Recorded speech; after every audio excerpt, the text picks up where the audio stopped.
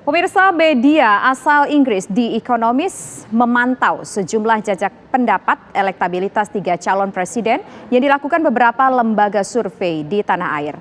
Pada artikel bertajuk Who Will Be the Next President of Indonesia, media yang terbit mingguan itu menyebutkan ada pasangan calon yang unggul dan mendapatkan suara 50%.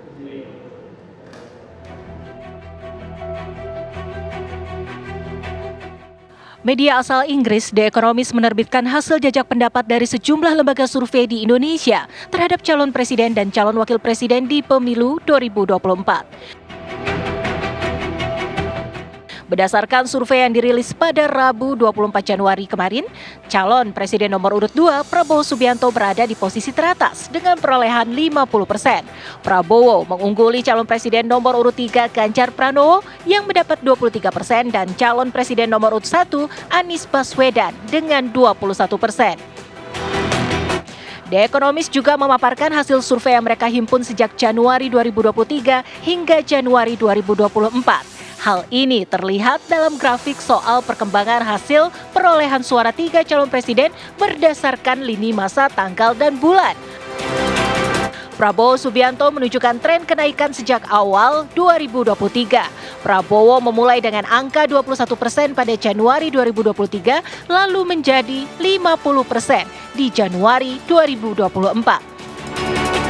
Sementara itu Ganjar Pranowo di Januari 2023 memulai di angka 37%. Namun perolehan Ganjar merosot di Januari 2024 menjadi 24%. Menurut laporan The Economist, calon presiden nomor urut 1 Anies Baswedan stabil di kisaran angka 20-an. Meski di bulan September lalu Anies sempat turun hingga angka 17%, namun akhirnya pasangan dari cawapres Muhaimin Iskandar itu kembali ke angka 21% pada Januari 2024. Namun dalam rilis Who Will Be the Next President of Indonesia, The Economist tak menjelaskan secara lebih mendetail mengenai jumlah responden dan pengumpulan data. Media asal Inggris itu juga tak menyebut hasil survei lembaga mana saja di Indonesia yang menjadi acuan mereka. Sementara itu di tanah air jelang Pilpres 2024 berbagai lembaga survei telah merilis hasil jajak pendapatnya. Pada 4 hingga 11 Januari 2024, Carta Politika melakukan survei elektabilitas 3 pasang calon presiden dan wakil presiden yang bertarung di pemilu 2024. Hasil survei menunjukkan pasangan Prabowo Gibran unggul dibandingkan pasangan lainnya. Elektabilitas pasangan Prabowo Gibran mencapai 42,2%, disusul Ganjar Mahfud 28% dan Anies Mohaimin di angka 26,7%. Lembaga Survei Indonesia merilis hasil jajak pendapat yang dilakukan pada 10 hingga 11 Januari 2024. Hasilnya, elektabilitas pasangan Prabowo Gibran unggul dibandingkan pasangan calon lainnya. Tingkat elektoral pasangan nomor urut 2 itu mencapai 47,0%. Di urutan kedua ada pasangan Capres-Cawapres nomor urut 1 Anies Mohaimin dengan elektabilitas 23,2%. Sementara pasangan nomor urut 3 Ganjar Mahfud mengekor dengan elektabilitas sebesar 21,7%. Lembaga Indikator Politik Indonesia merilis survei elektabilitas Capres-Cawapres terbaru periode 10 hingga 16 Januari 2024. Pasangan Prabowo Gibran teratas dengan 48,55%. Disusul Anies Mohaimin dengan 24,17% dan Ganjar Mahfud di angka 21,60%. Sementara itu hasil survei yang dilakukan Poltreking Indonesia periode 1 hingga 7 Januari 2024 mencatat pasangan Prabowo Gibran unggul dengan perolehan 46,7%. Sementara Anies dan Mohaimin 26,9%, Ganjar Mahfud 20,6%. Tak hanya itu, survei Poltreking Indonesia mencatat tren elektabilitas ketiga pasangan calon presiden dan wakil presiden Anies Mohaimin naik 3,8%. Sementara Prabowo Gibran naik tipis 1,5% dan Ganjar Mahfud masih turun signifikan. Di periode Desember 2023, Januari 2024, Ganjar Mahfud turun hingga 6,7%. LSI Deni JA juga merilis survei hasil jajak pendapat pada 3 hingga 11 Januari yang meletakkan Prabowo Gibran di posisi teratas dengan 46,6%. Ganjar Mahfud berada di posisi kedua dengan perolehan 24,8%, sementara Anies Mohaimin di posisi ketiga dengan 22,8%. Lantas, jika merujuk hasil sejumlah lembaga survei di tanah air, apa mungkin Pilpres 2024 berlangsung satu putaran? Dari Jakarta, tim TV One mengabarkan.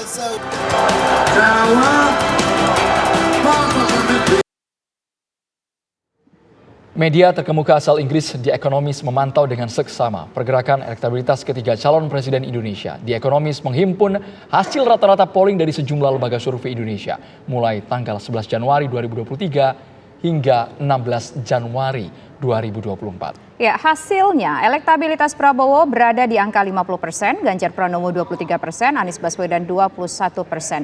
The Economist percaya diri dengan model tracker pengumpulan data ini karena melakukan hal yang sama di pemilihan pendahuluan Partai Republik Amerika Serikat dan pelacakan jejak pendapat di pemilu Inggris. Apakah kemudian perhitungan elektabilitas ini valid secara metodologi? Apa pula pandangan para surveyor Indonesia atas hasil dari The Economist ini, pemirsa?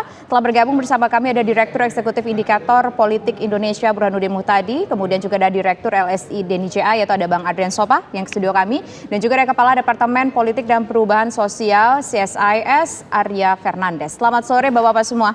Sore. Ya, pertama saya ingin menuju terlebih dahulu ke Prof. Burhan. Prof. Burhan, angka di Ekonomis ini kan juga udah cukup besar ya, sekitar 50% untuk elektabilitas Prabowo. Angka survei ini sebetulnya apakah memang seperti itu, memang betul yang disampaikan hasil survei dari The Economist ini? Ya, sampai sekarang belum jelas ya bagaimana The Economist sampai pada kesimpulan Prabowo mencapai 50%. Karena terus terang saya baca laporannya meskipun disebut estimasi ini berdasarkan average dari lembaga-lembaga survei, tapi pertanyaan yang muncul kemudian adalah dari data lembaga-lembaga survei lokal yang merilis hasil sepanjang Januari, itu saya hitung rata-ratanya nggak mencapai 50%, rata-ratanya itu 47% hitungan saya. Misalnya ya, Lab Psikologi Politik UI merilis beberapa waktu lalu itu 43,9%. CSIS agak lebih lama dikit juga nggak mencapai 44%. Kemudian Carta Politika 42%. Kemudian LSI Deni JA itu sekitar 46%. Demikian juga dengan poll tracking. Nah, memang yang agak mendekati dengan rata-rata yang dikeluarkan di Ekonomis adalah survei terakhir indikator 48,55% untuk paslon 02. Tetapi itu pun kalau dibikin rata-rata minimal dari lembaga-lembaga survei yang sudah kita dengar namanya itu nggak mencapai 50% itu. Kalaupun toh misalnya ada beberapa lembaga survei yang tidak tergabung di asosiasi seperti SPIN misalnya, itu survei terakhir 50,9%. Itu pun sangat sedikit lembaga yang merilis hasil surveinya di atas 50%. Nah, kenapa kemudian The Economist menemukan rata-rata dari penemuannya itu ya, itu 50%. Apakah mereka punya hitung-hitungan sendiri ataukah mereka punya data tracking sendiri, itu yang sampai sekarang belum clear. Tetapi lepas dari apa yang kita masih pertanyakan berkaitan dengan metode pengambilan datanya dan dari lembaga-lembaga mana yang dimasukkan, ini kan penting kan, bagaimanapun beberapa lembaga kan dianggap tidak memenuhi kualifikasi karena tidak pernah tergabung di asosiasi atau metodenya tidak clear.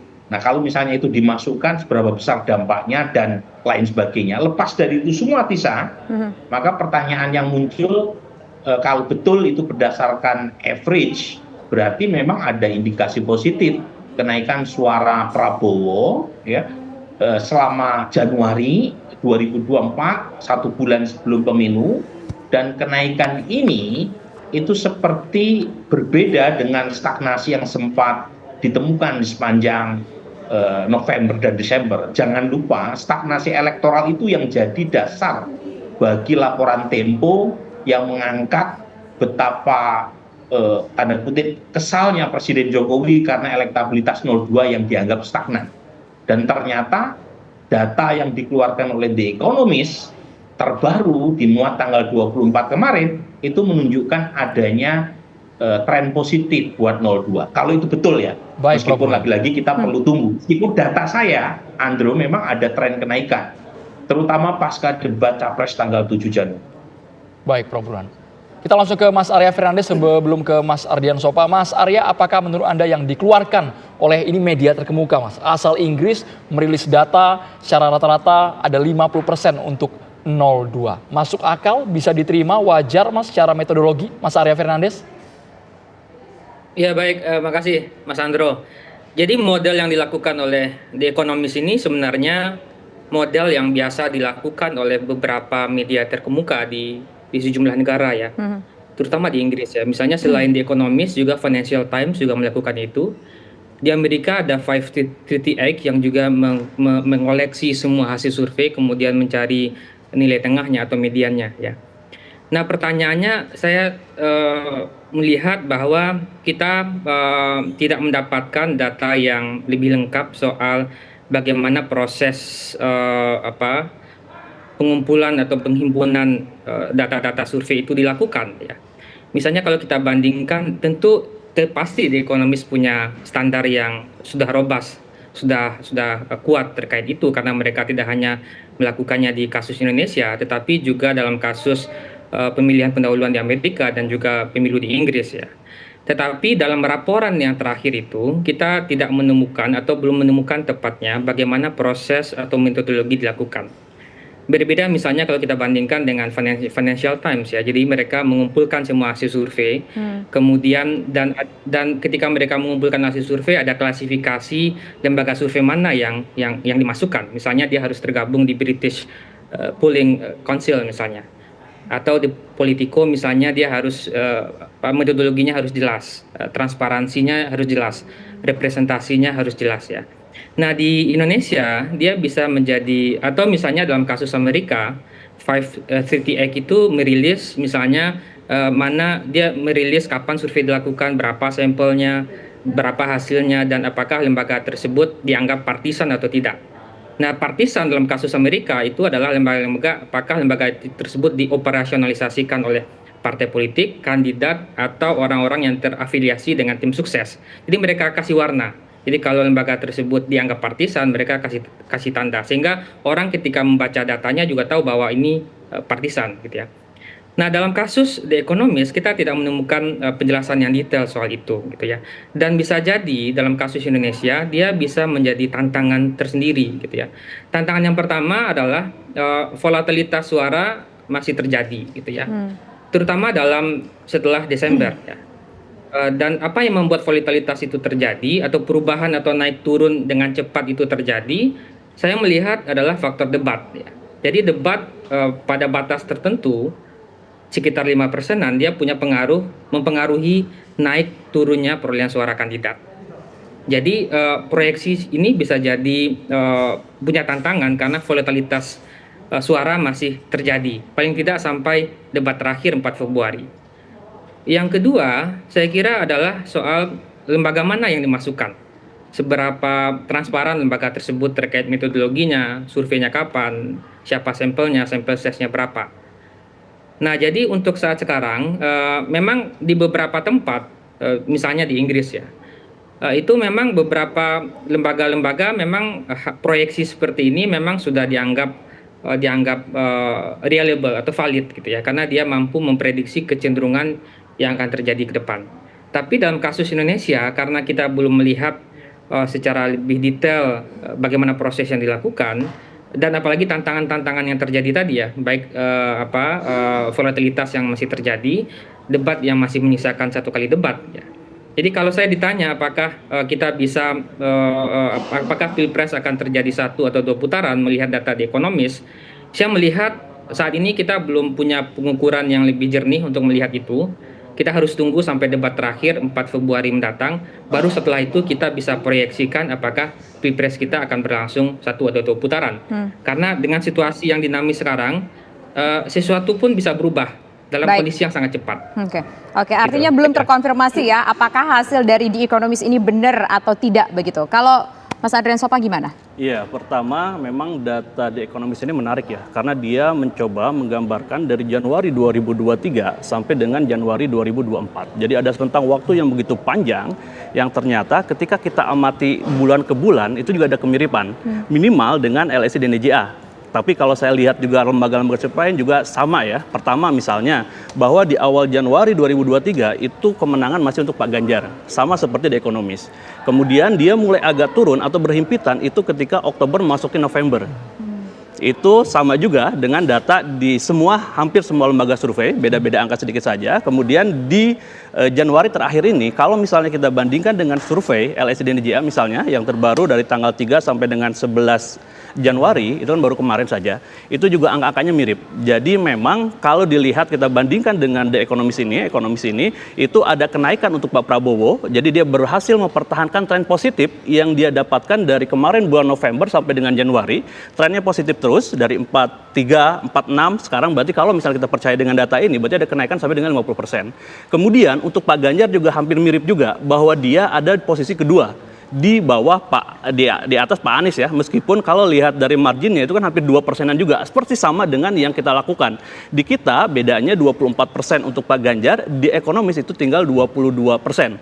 Dan di satu sisi tadi Pak Anies juga dia di angka 21-an, jadi ada sekitar 2%-an. Tapi yang menarik juga di survei ini kan sebenarnya kalau dilihat dia tidak mempersandingkan antara dua pasang ya. Jadi bukan Pak Prabowo Gibran, bukan Anies Muhaimin, bukan juga Ganjar Mahfud misalnya kan, tapi memang dia berdiri satu.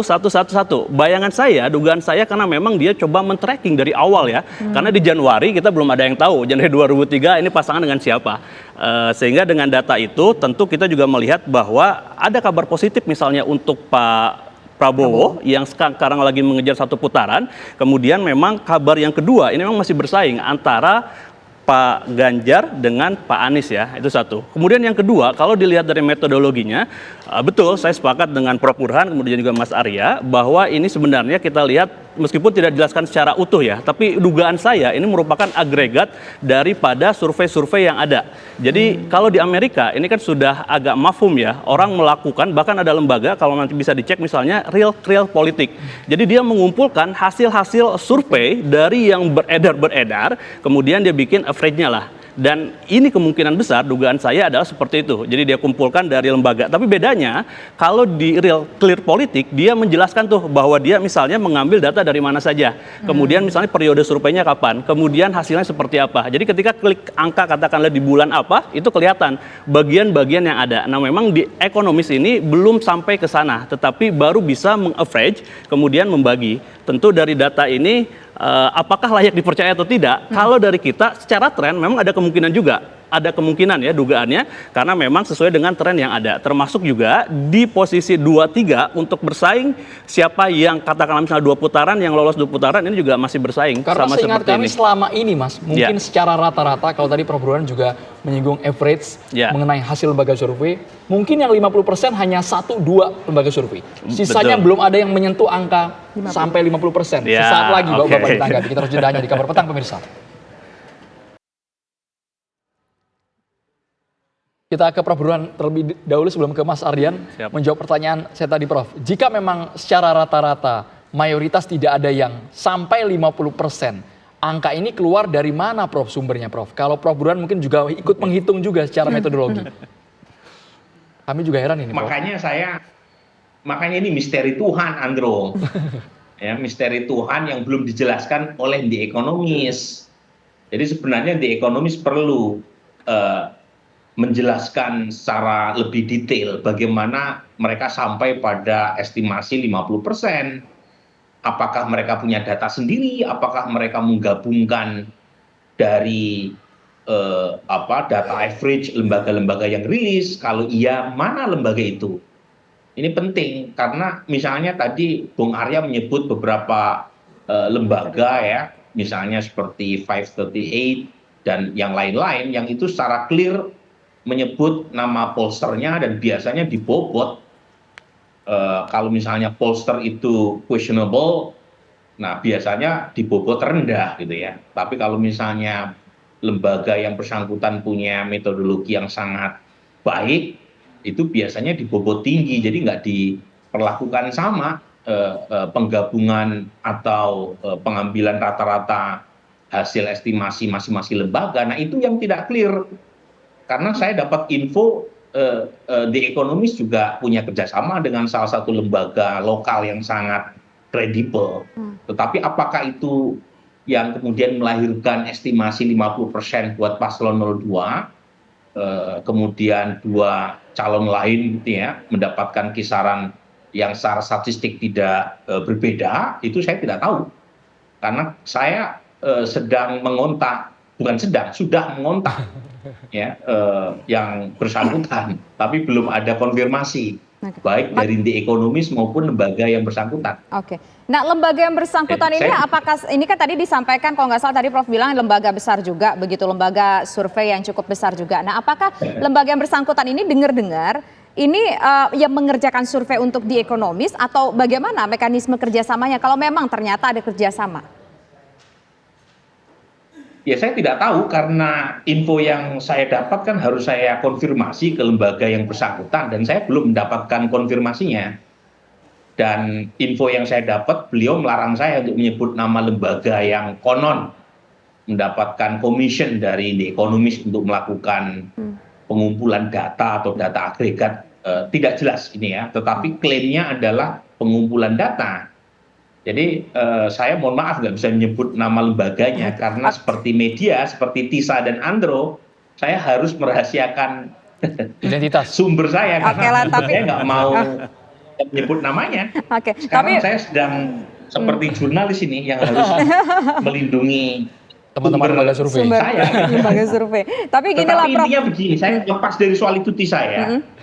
Data ini kan mirip dengan banyak lembaga survei tadi Bung Sofa kan menyebut juga kan tren yang penting kan bukan angkanya, yang penting kan adalah trennya. Trennya itu menjelaskan banyak hal. Jadi pertama adalah ada divergen, terutama di awal November 2023 dan mudah sekali untuk menjelaskan mengapa terjadi divergen tadi, divergensi ya antara elektabilitas Ganjar dan Pak Prabowo. Itu lihat tuh angka merah dan angka kuning dan biru ya. Itu ketika elektabilitas Prabowo naik di awal November atau akhir Oktober, itu diikuti dengan penurunan suara Ganjar. Dan apa yang terjadi saat itu? Yaitu pendaftaran Prabowo Gibran ke KPU. Jadi Gibran itu menjadi sinyal buat basis pendukung Jokowi untuk hijrah dari pendukung Ganjar ke pendukung Prabowo. Di situ, jadi turning point-nya adalah darah lebih kental daripada air. Jadi meskipun Ganjar dan Jokowi punya banyak kesamaan dari sisi partai, dari sisi asal wilayah, tetapi ketika putra Presiden Jokowi menjadi pendamping Pak Prabowo, itu lebih dari cukup buat pendukungnya, pendukung Jokowi, untuk melakukan migrasi. Dan setelah itu ya kita tahu the rest is history ya.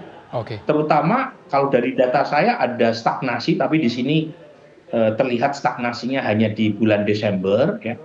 Tapi kemudian ada peningkatan di Januari. Ya, jadi nah pertanyaannya apa yang membuat stagnasi itu berubah menjadi tren positif? Nah, data saya di bulan Januari tanggal 10 sampai 16 adalah debat tanggal 7. Jadi debat tanggal 7 itu yang secara, saya kan berkali-kali mengatakan, secara objektif saya mengatakan pemenang debat tanggal 7 adalah Ganjar Pranowo. Tetapi buat pemilih, debat capres itu kan bukan debat akademik. Itu kan political show. Dan ketika ada kesan yang kemudian berhasil tanamkan ke pemilih bahwa Pak Prabowo dizalimi, tanda kutip ya, dalam debat itu justru menimbulkan efek simpati dan kemudian menaikkan suara Pak Prabowo meskipun secara objektif performanya dalam debat kurang bagus. Data saya misalnya 60% menganggap debat itu sebaiknya tidak saling serang dan tingkat kedisukaan terhadap Mas Anies dan Mas Ganjar justru turun cukup tajam sebelum dan setelah debat tanggal 7. Angkanya antara 62-63% sebelum debat tanggal 7 Januari menjadi hanya kisaran 54% sampai 56% setelah debat. Jadi lagi-lagi turning point-nya dari situ ya, yang kemudian membuat ada tren positif. Coba cek di situ sebelum ada cut off itu kan kelihatan ada stagnasi, tetapi ternyata ada peningkatan suara buat Pak Prabowo setelah debat Capres. Tapi seperti ini Prof. Burhan, sementara kalau dari LSI dan JA kami lihat cenderung trennya meningkat terus untuk Prabowo Subianto. Kabarnya dalam waktu dekat akan mengeluarkan survei lagi, Mas Ardian Sopo? Iya, jadi kita dari bulan Oktober kemarin itu hampir sebulan itu 2 kali melakukan survei. Dan tentu dari 2 kali itu kita mencoba di awal bulan kita survei, kemudian di akhir bulan kita juga survei. Sehingga kita bisa membandingkan sekitar 20 hari kerja kan, mereka bergerak kampanye dan sebagainya. Kemudian trennya kita lihat juga. Jadi betul kata Prof. Burhan, saya setuju bahwa yang dilihat bukan hanya angka, tapi juga tren. Dan kalau misalnya kita lihat dari bulan Oktober ke November ke Desember sekarang kita ada 6 kali survei, itu memang secara tren itu 5 kali meningkat, hanya 1 kali aja kemarin aja, tapi itu pun dalam margin of error ya, sedikit ya. Dan kalau misalnya kita bandingkan dengan survei Prof. Burhan yang dilakukan tadi 10 sampai 16, kita melakukan dari tanggal 3 sampai dengan 11. Berarti kan kalau misalnya kita anggaplah ini berbarengan lagi ya, kemudian dari sini di kami itu angkanya masih 46,6. Tadi Prof. Burhan bilang di angka 48 kan, 48 itu dengan catatan bahwa tanggal 16 misalnya. Sehingga kalau misalnya The Economist mengeluarkan yang sekarang, kemudian dengan agregat yang ada di angka 50, buat saya perbayangan itu bisa mungkin dilakukan, bisa mungkin tercapai juga bahwa angka ini bisa dipercaya misalnya. Meskipun saya juga setuju juga dengan catatan Prof. Burhan tadi bahwa The Economist itu sebenarnya perlu menjelaskan kira-kira angka ini dapatnya dari mana saja. Tetapi saya meyakini bahwa ini adalah agregat ya. Karena kalau untuk melakukan survei, kemudian per bulan bahkan dari Januari, kemudian kalau dilihat dari data lebih detail itu dia ada berapa titik-titik ya. Bayangan saya titik-titik itu sebenarnya hasil-hasil lembaga survei yang dia kumpulkan, kemudian dia agregat. Kemudian kalau misalnya dia kerjasama dengan katakanlah lembaga survei, karena kalau misalnya dia melakukan sendiri itu hal yang sulit. Jangankan untuk melakukan survei ya, apalagi survei politik ya, untuk melakukan kajian akademis misalnya untuk Indonesia perlu izin yang agak panjang, apalagi untuk survei politik misalnya. Sehingga untuk dia bekerja sama mungkin aja, tetapi dugaan berat saya, dugaan terkuat saya ini adalah hasil agregat yang dia mengumpulkan. Nah pertanyaannya menarik juga tadi, ketika apakah di semua lembaga survei nggak banyak yang di atas 50 misalnya, sehingga secara agregat bisa 50 kan. Nah inilah yang memang perlu kita bedah. Tapi saya meyakini bahwa ekonomis juga nggak mungkin asal-asalan kan melempar data, apalagi dia lembaga juga terkemuka ya, media dan sebagainya kan. Sehingga bayangan saya dia juga mempertaruhkan dalam tanda kutip apa yang dia sampaikan kan. Sehingga memang kita butuh penjelasan lebih lanjut. Oh ternyata 56 ini dari mana, katakanlah 50 ini dari mana, sehingga itu bisa lebih mencerahkan juga. Sehingga masyarakat pada akhirnya, oh iya, sama-sama kita bisa mengkaji bahwa data ini bisa dipercaya atau enggak. Karena ini juga pertarungan bukan hanya buat lembaga survei, tapi juga banyak orang. Nah ini pertanyaannya juga kita ingin menuju ke Mas Arya Fernandes. Apakah data-data ini menurut... Ya, silakan Prof, singkat saja. Ya, enggak, sedikit aja. Kan kita juga belum tahu data yang dikumpulkan atau dilakukan sendiri oleh The Economist, kita tidak tahu nih ya, lebih persisnya, itu by phone, by online, ataukah in-person survey. Kalau by phone atau by online, itu kan saya kira bisa dilakukan meskipun nggak harus lama di lapangan, Bung Sopa. Saya punya survei telepon seminggu bisa 2-3 kali tuh, karena cepat kan, apalagi yang online.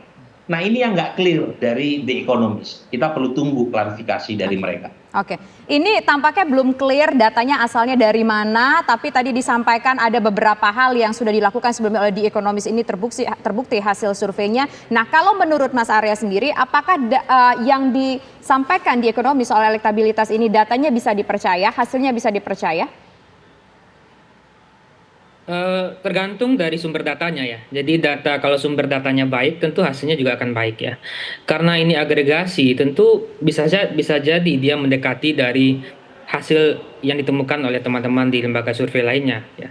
Tapi menurut saya kalau kita geser diskusinya ini menjadi menarik karena The Economist berkesimpulan bahwa Prabowo sudah mencapai 50%. Dan dalam politik kita hari ini 50% ini jadi penting karena itu akan menentukan apakah Pilpres kita akan 1 atau 2 putaran ya.